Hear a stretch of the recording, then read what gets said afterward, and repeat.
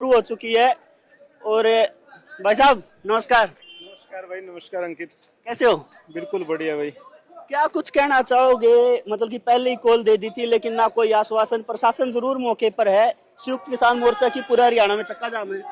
देखिए, किसान मोर्चे की जो कॉल है, आज के दिन जो हरियाणा के किसान की जो हालात है, जो धरती का सीना चीर करके अन्न पैदा करके समूचे देश का भरण पोषण करने का काम कर रहा है, सरकार उसको बिल्कुल चंगुल कसने का काम कर रही है। वह हर जगह गुट्ठा लगाने का काम कर रही है।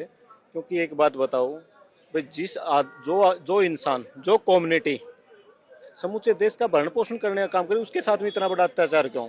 और ये बात यहाँ तक सीमित नहीं है साथी, ये पता हमको भी है। जिस तरीके से अंग्रेजों के शासनकाल के दौरान एक आम आदमी या जो कोई समाज की आवाज उठाता था, लोगों के हकों की लड़ाई लड़ते थे, उनको दबा दिया जाता था, कुचला जाता था, उनके ऊपर अत्याचार किए जाते थे। वैसा ही गुलामी का दौर शुरू हो चुका है और उस गुलामी के दौर से लड़ाई लड़ने के लिए लोगों को उठना पड़ेगा, लड़ना पड़ेगा। क्योंकि जो हालात हैं आज के दिन वो प्रदर्शित हो रहे हैं। क्योंकि ये अकेली बात किसान की फसल तक सीमित नहीं है और मरे अकेला किसान नहीं का भाई, बख्शा कोई भी नहीं जाओगा।